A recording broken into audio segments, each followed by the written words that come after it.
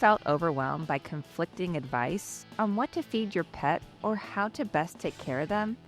From the endless marketing claims to the hush whispers in the pet parent groups, holistic nutrition is often thrown around.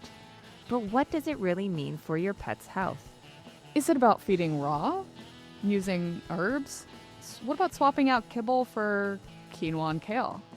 Today, we're going to cut through the confusion and dive into what holistic nutrition really is and what it isn't.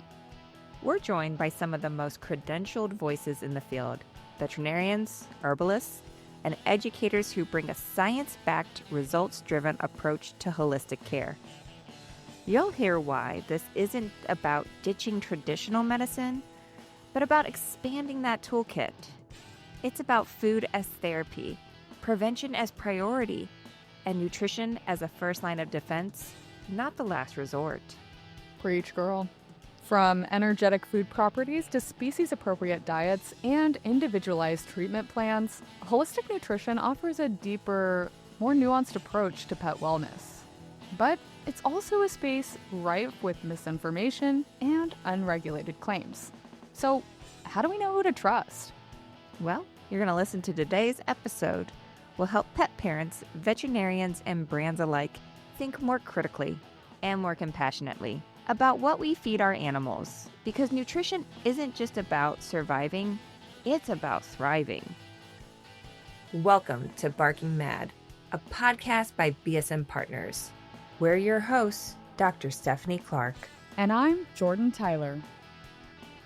So, holistic nutrition, it means a lot of things to a lot of different people. It's kind of the beauty of it, but it's also kind of what makes it a slippery slope. I feel like the trend toward holistic nutrition is really being driven by a few other trends that we're seeing in the pet space. And one of those are minimally processed diets. So formats other than kibble or like canned food that have really been growing in popularity over the years. And Stephanie, I know that you have probably formulated a lot of these products yourself. I'll never share my secrets. Just kidding. Yeah, I mean, what does minimally processed mean? Does it mean feeding foods closer to what, quote unquote, nature intended, or the epitome of the ancestral diets? Or, I mean, we've had advice shared with us about just adding a little bit of, quote unquote, whole food to the kibble can truly help. Where do people even begin with this? Yeah. And there's a lot of misinformation about pet nutrition online, right? And even in the more trusted communities, like veterinarians and veterinary fields.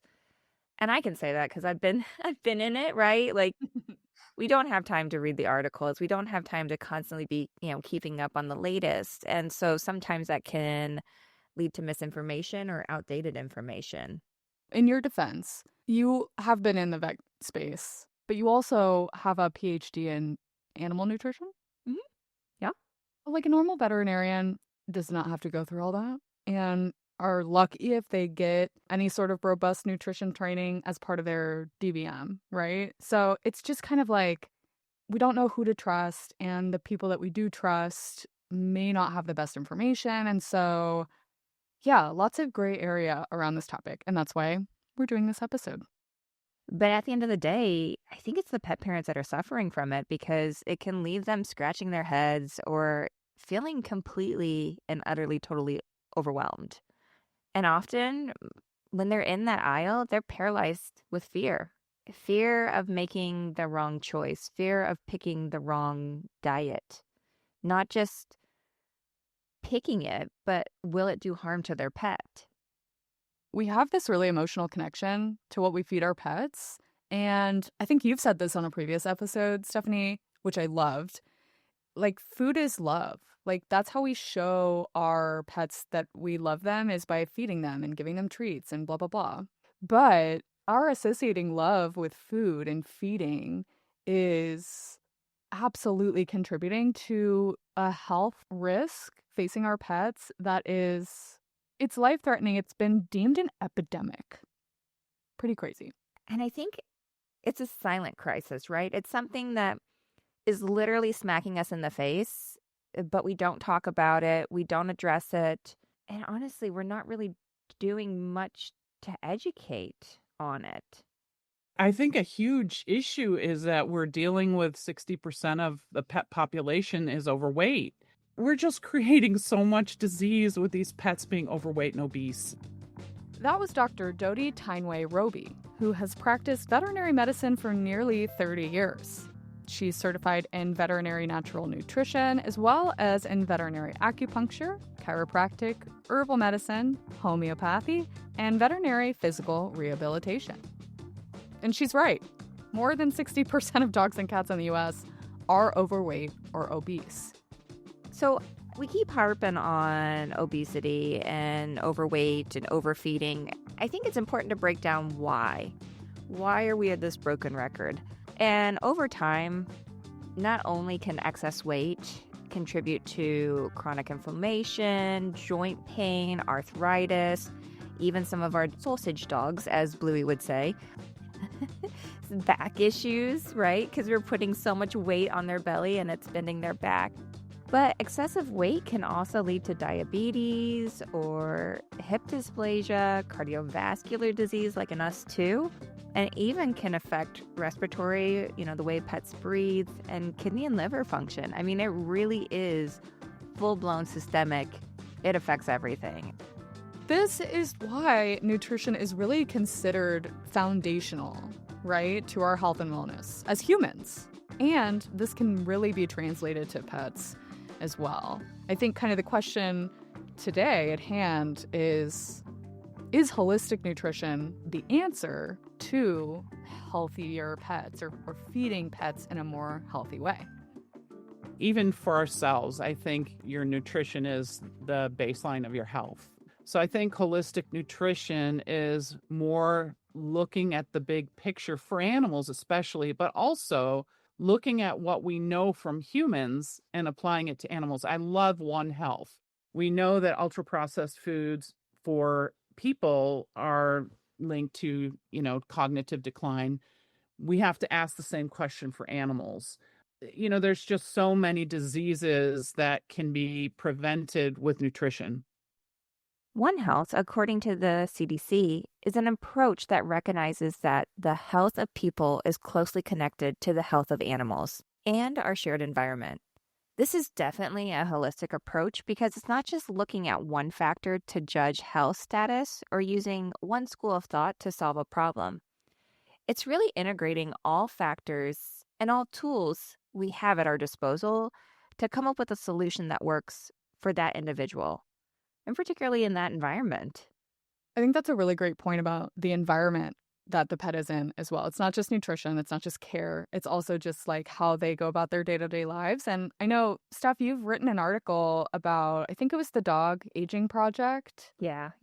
Some research that they had done and how different home environments. So if a dog's in a home with kids, being raised in it versus just me and Ron and that's it. So it totally does impact health. And it really is about looking at all the different tools you have at your disposal to solve a problem. And while you were explaining kind of the One Health approach, I actually looked up the Merriam-Webster definition of holistic. And it says, relating to or concerned with wholes or with complete systems, rather than with the analysis of, treatment of, or dissection into parts. So hopefully you can see how that really lends itself to kind of the One Health approach, because it's not just looking at one part and being yeah, we've got to fix this and ignore the rest. It's really looking at the whole animal, the whole picture of health. So let's introduce another guest, Terry Groh, a feline expert and advocate, former owner of holistic pet store Pet Sage in Virginia, and a researcher, educator, and pet nutrition guide. Terry's certified in traditional Chinese medicine, herbology, and veterinary natural nutrition. And for her, this whole holistic approach means going beyond ensuring pets survive to help them truly thrive. To be very honest, holistic isn't a food category. It is a concept. It's really all about mind, body, spirit. Even if we look at the whole environment, it's all connected. And so when we look at the holistic concept, it's not just this food is holistic and it because it has these ingredients. It's really more about what that food does to the body and how you can use a food to improve the health or shift things within a body. I'm excited that people are taking more interest in nutrition and that they are, not everyone, but a lot are very open to the whole concept of holistic, of not just preventing starvation, but really look at how foods can be used as therapies, foods as medicine, how those foods react within the body so that we can look at healthier and longer lives for our companion animals. So, if holistic is a concept, how can we know if a pet diet is holistic or not? You know, Jordan, when reading through this and interviewing people, I kept having this haunting question. Could anything be considered holistic? Because it's essentially approaching it as a whole, and nutrition feeds the whole body, right? It's not going to be like, today I'm not going to feed that left paw. I'm just not feeling it. If I could not feed my lower belly or like my Oh, your bingo wing. my bingo wing, exactly. That sounds awesome. But unfortunately, yeah, that's not how nutrition works. So, And the thing that makes it really crazy is there's no regulatory term or definition for holistic. I think that's the biggest red flag for me, is because if there's not a regulatory term for it, then there's not a standard with which we can assess, quote unquote, holistic products through, which means it really could be anything.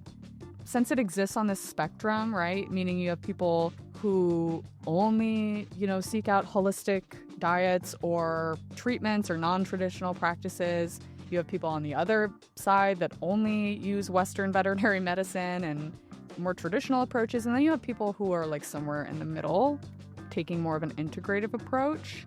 So it kind of depends on, what the brand is, what their approach is, who you're talking to, what kind of education have they pursued, what is their definition of holistic, because it might not be the same as yours. And I think that's where we get a lot of the confusion or misconception or even like the hush whispers, right? And so I think this episode is really going to help us dive deep into really ferreting out what holistic means to people, and then at what level to our comfort or our philosophy can we incorporate that into our pets' lives. Yeah, and implementing it totally is also on a spectrum, right? It's not an all or nothing thing, which we'll get to a little bit later in the episode.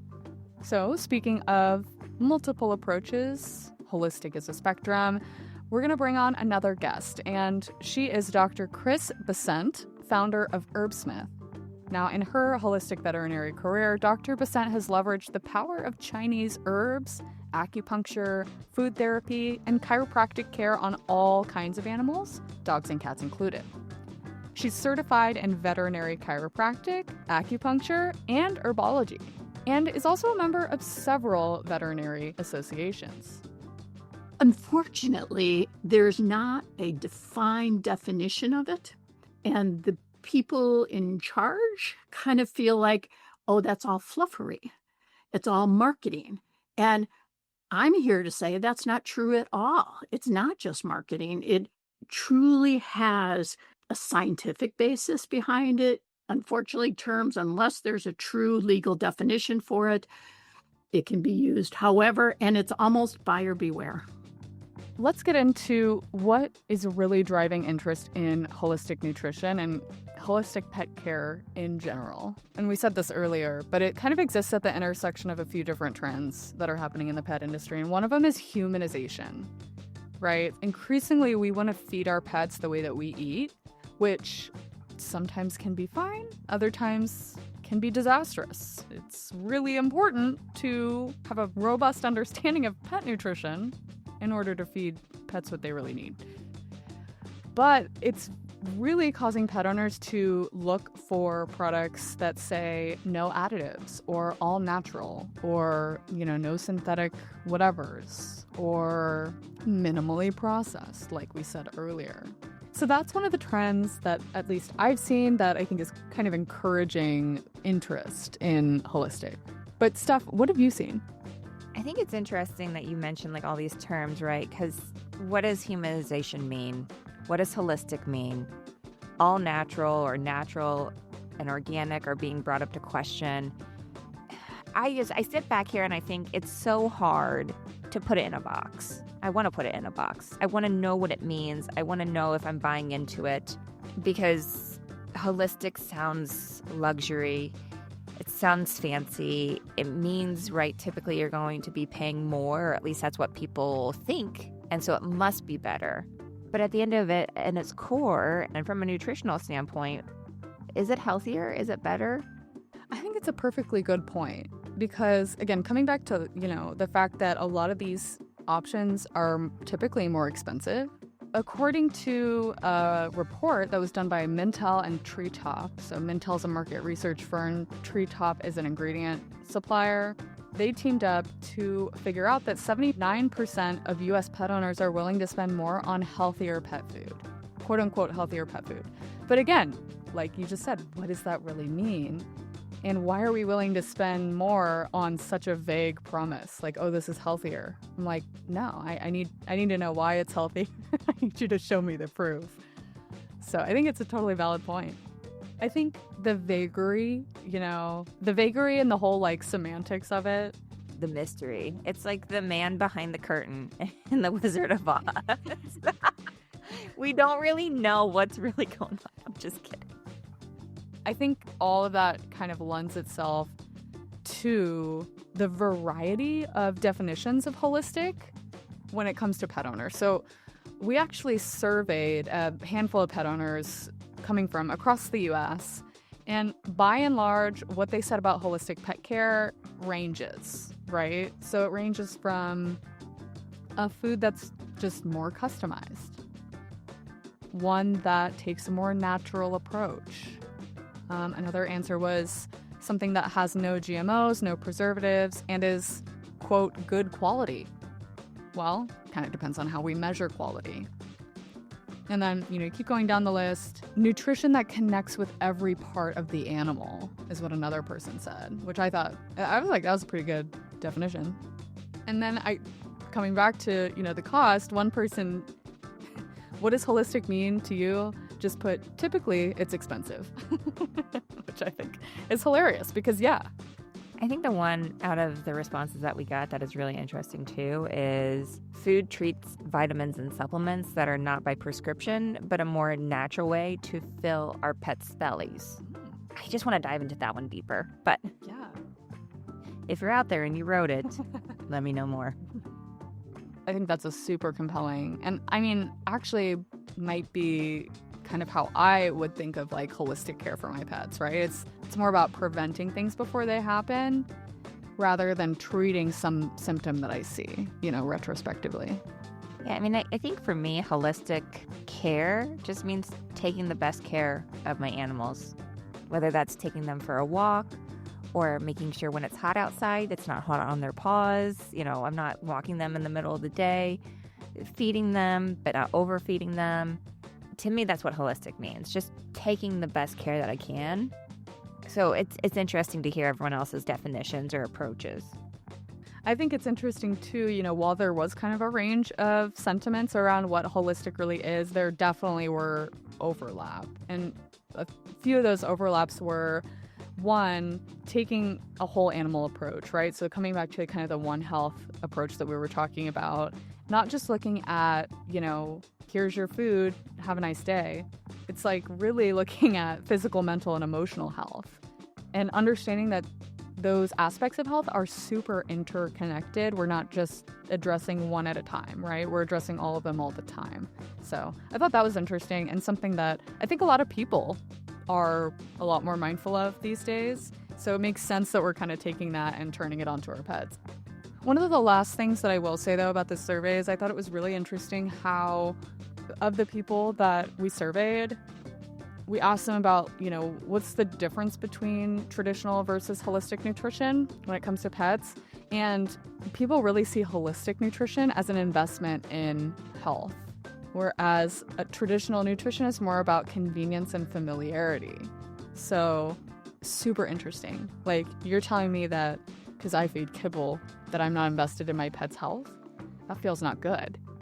So just kind of an interesting, spicy little takeaway from our survey respondents. If you're listening to this and you took the survey, thank you, by the way. Really good things to think about, right? I mean, I feed my dogs kibble. It is convenient. I am very familiar with it, but I also think it's doing my pets well. So as Dr. Besant mentioned, if holistic isn't just marketing fluff, how does it actually work? So let's start with the foundations. I think it goes back to the big idea that we are what we eat. That holds true for all species. If we can support a dog or a cat to their fullest so that every day of their life they're living their best life, they're living healthy, vibrant lives, and that we're using food to support that. So species-appropriate diets are absolutely the foundation. Another thing I talk a lot about is another tenet is the difference between nutrients and ingredients.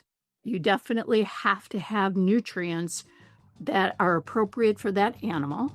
Yeah, that's a really great point. We as a society focus on that ingredient deck. We look at the bag, the pretty pictures, and then we flip it over and look at the ingredient deck. And we want to judge the quality or the potential health benefits on the ingredient deck. And we really don't have any transparency into the nutrients that are in there. We know AAFCO has guidelines, and we can hopefully see the nutrition adequacy statement reassuring us that those nutrients are in there. But at the end of the day, the body truly cares about nutrients. Once we all agree that nutrients matter, which I think the majority of the world does agree with that, then it's how do you get to those nutrients? And I'm a strong believer that it needs to be whole food ingredients because there's so much more to food than we think about. If you needed vitamin C, so you've got a cold, would you eat an orange or would you eat a vitamin C tablet? Ideally, you want to increase the amount of vitamin C in your diet, but there's more to that in an orange. So there's the pH of the orange. There's the other vitamins or minerals that are in the orange that support health versus just distilling out just that vitamin C alone. Now, moving into another one of Dr. Besant's core tenets of holistic nutrition, let's hear more about the inclusion of antioxidants. Antioxidants are so important in food and absolutely necessary every day for getting rid of free radicals within the body. And these free radicals are molecules that bounce around and damage tissue.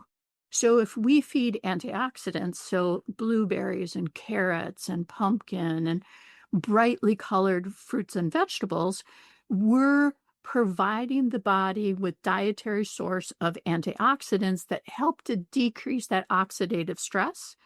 By decreasing the oxidative stress, we decrease the inflammation in the body, and we lighten the load on the immune system. And there's actually a pretty good amount of research out there that's been done in pets, and Steph, correct me if I'm wrong, that show antioxidants can be really beneficial for our pets' health. So, we've talked a lot about how there are a lot of gray areas with holistic nutrition. What does it really mean? How do we really define it? But the inclusion of antioxidants is one of those kind of more proven pillars.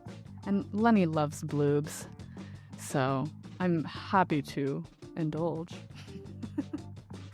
I want to move into, and we'll bring on another guest here to get into the concept of energetics. And this is a concept that comes from traditional Chinese medicine. And to talk a little bit more about that, we have Rita Hogan, a clinical canine herbalist who has worked with several notable herbalists to learn everything she can about how to use Western herbs, keyword, to help people and pets live better lives. Energetics is a way of looking at the body and how it's circulating, how it's flowing, how it's manifesting symptoms. And it's a spectrum. You know, Hippocrates said that it's better to know the person than the disease. It really is true. I use a system of energetics to help get to know the dog as an individual because it really does dictate the palette of herbs I'm going to choose from. And then it's much more apt to work. I think a lot of people get frustrated with herbs because they're not choosing correctly. They're choosing of what they've Googled or what they've heard is popular, and it's not good for their particular individual dog. You're treating just the symptom, but you're also not thinking about herbs as individuals, which they are. They all have a set of constituents and energetics and how they manifest in the body. I want to take a step back for everyone in case they don't know. I didn't know what energetic imbalances are. And these are identified by conducting an exam, right, where we take a history and then we look at behavior and the temperament of the animal, what their eating and drinking habits are like, maybe their activity levels, sleep pattern, and then, of course, environment, and even their response to stress. And then we do a physical exam. And I think this is really interesting that they look at the tongue. It's called tongue mapping or the tongue map. And they look at pulse, gait, and posture. What practitioners call it is a pattern diagnosis, which allows them to create kind of a dietary and lifestyle plan as opposed to here's the condition or here's your illness or here's your absolute diagnosis. So I think that's really interesting. They're taking, again, a holistic, a whole body approach to observing and trying to identify what may be going on, good, bad, or indifferent, in the animal. Yeah, that is really interesting. And I'd heard before of food that's like heating versus cooling, but I didn't realize that energetics also accounts for dampness and dryness. So if you want to learn more about energetics, we put a link in the show notes for today's episode. But Rita has also shared a great example of how energetics can be applied to pet nutrition. If you have a dog with arthritis, for me, there's many types of arthritis and where that arthritis is coming from. And a lot of people just kind of blanket it's arthritis, right? So we're going to offer ginger and turmeric and boswellia and things like that, right? So for me, a lot of dogs don't do well with turmeric and ginger if they're warm or hot. Well, if they have arthritis, they're going to be more on the hot side. And over the long term, they're going to work against that dog, creating more heat, more inflammation. Herbs work on the same system of energetics, but you're going to give the opposite. So if you have a hot dog, you're going to give cooling herbs. If you have a cool dog, you're going to give warming herbs. So in Rita's example, her approach centers around the idea that all dogs are individuals, just like us, right? This individualized approach is part of what separates holistic nutrition from a more conventional one-size-fits-all approach. This is really what Rita Hogan describes as an allopathic approach, or allopathy. Allopathy is, by definition, involves conventional methods of treating a disease or an ailment, so like drugs or surgery. Whereas with a more holistic or integrative approach, you tend to focus less on addressing individual symptoms and really look more at what's going on with the pet as a whole. So any dietary decisions or treatments that are recommended are based on a bigger picture view of that whole animal's health. And again, kind of like what you and I talked about with the whole approach or the multi-prong approach, it doesn't have to be just one thing or another.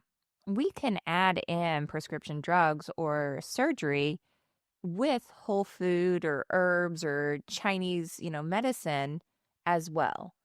And so I think, like you were saying, the whole spectrum, it's okay to be in the middle. Yeah, absolutely. And that's something Terry firmly believes in when it comes to feeding more whole foods. It doesn't have to be one or the other. There's several studies now that show us that you have even 80% dry food, you have 20% fresh food. This is a dog study. It can be very beneficial for overall health. I think affordability, especially when it comes to foods, is a lot easier for people to use the combination. But you're also offering foods for overall benefit of the animal. Chinese medicine food therapy is really fascinating, and how you can integrate that a little bit for a lot of things. I kind of pull from a lot of different areas, and that's holistic. It's really trying to put it all together. So I'm all for people wanting to learn about nutrition, right? It's fascinating. It's something that we all have in common. It's a very passionate topic. Again, food is love. When I go grocery shopping, after I put all the groceries away, I take my husband into the kitchen and I show him all of the gatherings that I have brought home. Look what I have hunted and gathered for. All in a day's work. So I totally understand people wanting to learn it. They love it. They're passionate about it. But I think where things get really tricky is there is a lot of nutritional courses out there that maybe aren't exactly 100% fact-based, or maybe a little biased to that person's belief system. And the scary thing I've been learning through all of this is certified can really mean just a piece of paper that they're certified. It doesn't mean that there's really anyone regulating or reviewing or controlling the information that's out there. So I say all of this if you're going to learn nutrition, if you're wanting to find someone to help you with nutrition, take a look at their credentials and make sure that it is actually a valid training program or schooling or coursework, or just go with a PhD animal nutritionist, because we have been through the ringer all to help you and serve your pet. So ask for credentials, ask for references, and that is totally okay. Yeah, if they're bona fide, then they won't have any problem sharing. And it just comes back to, again, there's so much misinformation out there about nutrition for humans and also for pets. So it can be hard. Because holistic isn't regulated, there are a lot of people who are making claims without the credentials behind their name to back it up. And so how can pet owners separate the real experts from the quote-unquote posers? Quite the question. And Terry has some ideas. I think so many especially the younger generations, are using social media to learn. And my thing is, if you're going to do this, it should be validated information. I always used to tell veterinarians, and I still do, give your client a reference list. These are people that you know and you can trust that have the proper information. Dr. Tanway Roby, for her part, says the proof is in the credentials. I ask people to look at the credentials of the person that they are seeking advice from. And if that person calls themselves holistic, all they do is sell vitamins and sell supplements, and they have no background in, let's just say, medicine as a baseline, like studied animal health. And, what did they study? Acupuncture? Did they study herbal medicine? Did they study nutrition? Are they integrating these other modalities? Do they only have one tool in their tool belt? So again, as Stephanie mentioned, things that you can look for are things like veterinary education, and are they part of an active practice? Look for, again, different certifications. And if you want something that's really holistic, look for somebody that's practiced multiple modalities, or, that's just kind of a fancy word for multiple approaches to holistic care. And we'll get to some of those other holistic pet care approaches in just a minute. Another thing you can do is ask for references. So other pet parents that have worked with this individual and are pleased, or, if there are bad reviews too, that's probably a good thing to know before you work with somebody. And this concept is really critical, not just for holistic pet nutrition, but when you're dealing with anybody who's claiming to be an expert on really any given topic. I feel bad for the public because they don't know who to trust.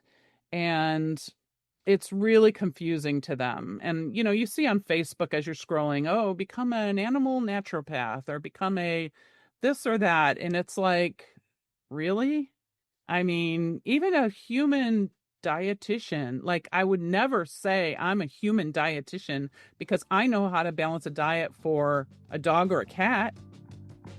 Preach, girl. Unfortunately. And so animal doctors, human doctors, they may not be experts in nutrition, but they can definitely up their game through validated credentialing and trainings, right? So just like MDs can do functional medicine, veterinarians can go through integrative medicine and holistic veterinary approaches. Totally, yeah. And I wanted to, before we move on, plug Rita Hogan's book here, The Herbal Dog. So the book dives deep into herbal medicine for dogs, energetics, and some of the other holistic principles we've touched on today. It's designed for pet parents and practitioners alike, and it's split into 2 parts. The first half covers the foundations of holistic herbalism and energetics, and the second part is essentially like a Rolodex of Western herbs and how people can practically use them with their pets or their 4-legged patients. So if you're curious and want to learn more about canine herbalism, this is a super solid resource. The artwork for the book is also gorge. And we've linked more information in the show notes for today's episode, so be sure to check that out.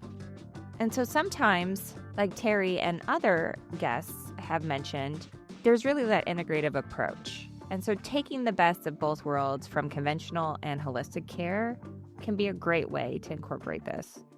And again, this is something that somebody who took our survey about, what does holistic really mean to you? They said, it's never just one thing. It's many things working in tandem. Like, there's not a silver bullet solution to pet health in general, but holistic is really embracing that, right? And saying it's not going to be just this is going to fix everything. This is going to fix all your problems, because it's not. It's going to be this, and maybe also this, But really, I think so. This more integrative approach, if you can take it, really helps to kind of seek out multiple solutions, see what works without, overlooking something that might be a really viable solution for your pet. And Terry has shared some great questions that pet parents can ask manufacturers when searching for holistic pet nutrition products. Where are the ingredients sourced? What type of ingredients are you using? For instance, what type of vitamin D are you using, so that you're making sure that you're approaching the right species or the animals can actually utilize those ingredients. When you're looking at a package, make sure they turn the back over and look at the ingredients and really follow through what those ingredients are. Look for more whole food ingredients, things that you can actually pronounce. I know that's a challenge with a lot of the nutrients. I always used to say, if the manufacturer is proud of their product, they're going to say so. If you can't get a good answer from them, walk away. Now, we mentioned this a little bit earlier, how, there are some aspects of holistic nutrition that have been really fleshed out by scientific research. But there are also some things that really haven't. And I know we talked about antioxidants, that being kind of a proven pillar of holistic, as there's plenty of research out there that shows that antioxidants are beneficial for pet health. But what about stuff like, we've heard a lot about omega-3 fatty acids recently. Also like biotic ingredients. Like, is there enough research out there for those things to really, be able to say, yeah, these are awesome for pets? I think so, right? There's research in a lot of different species, humans, mice, cats, dogs, that are showing some of these nutrients can have an effect on different metabolic processes or inflammatory cascade. However, I think the caution about this is just because a food is claiming it has omega-3 fatty acids doesn't necessarily mean they have the appropriate omega-3 fatty acids like EPA and DHA that are anti-inflammatory. But then also, we don't even know if they have them at the appropriate amount to make them efficacious, to see what's been studied at like a dosage level. There are definitely still gaps in the research, absolutely. The onus is really on, formulators in the industry, brands who want to play in the holistic space or make holistic claims, academics that are looking into some of these, minimally processed or new ways to make pet food, to collaborate and do that research so that we can know, more about pet nutrition to make more informed choices for our pets. Yeah, I think that's a really good segue as we wind down today. I think there's really 3 key points that we want to address here. Holistic isn't a regulatory definition, a label, or a buzzword. It's really a mindset for those individuals. It moves beyond how we treat issues as they arise, as it moves into preventing diseases and supporting overall health, wellness, and vitality. Number 2, there's no one right way to feed a pet. They're individuals, cats and dogs, just like us. And third, real expertise matters more than ever. Credentials, the transparency, continued education, these are all critical. Your pet deserves more than a Dr. Google search. If there's one thing we hope this episode leaves you with, it's this. You don't have to do it all to do better. Holistic care isn't about getting everything perfect. It's about staying curious, being intentional, and choosing what serves your pet best in this moment. Whether that means adding a handful of fresh veggies, trying a new supplement, or just asking your vet a few more questions at your next appointment. Every small step matters, because when we nourish the whole animal, we nurture the whole relationship. So let's recap what we've learned today. 1, holistic nutrition isn't just marketing buzzwords. It's a science-based approach that looks at the whole animal, uses individualized methods, and focuses on prevention rather than just treating symptoms or a disease. But you don't have to choose between traditional and holistic care. Often, and like Jordan and I, the best approach is integrative, using the best tools from both worlds. Remember, small changes can make a big difference. And the goal isn't perfection, it's progress. And that progress will look different for each and every dog, cat, and human. You got this, pet parents. And if you're curious to learn more about holistic beyond just nutrition, stay tuned for another episode later this fall, in which we'll be exploring several holistic pet care tools like acupuncture, Reiki, light therapy, meditation, and more, all for pets. Thank you for tuning in to another episode of Barking Mad. If you want to learn more about BSM Partners, please visit us at bsmpartners.net. Don't forget to subscribe on your favorite leading podcast platform or share it with a friend to stay current on the latest pet industry trends and conversations. A huge thanks again to Terry Groh, Dr. Doni Tainui-Roby, Dr. Chris Besant, and Rita Hogan for sharing their time and insights with us. We'd also like to thank our dedicated team, Adamiette Thomas, Neely Bowden, Kate Wright, Katie Wolf, and Dr. Katie Miller. A special shout out to Leanne Haggerty and Michael Johnson in support of this episode, and to David Perez for our original music in the intro and outro. See you next time.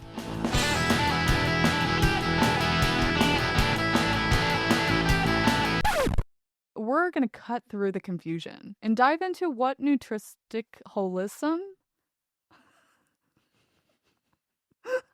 What? New phrase. I feel like that's pig Latin. It was pig Latin. What just happened? My brain.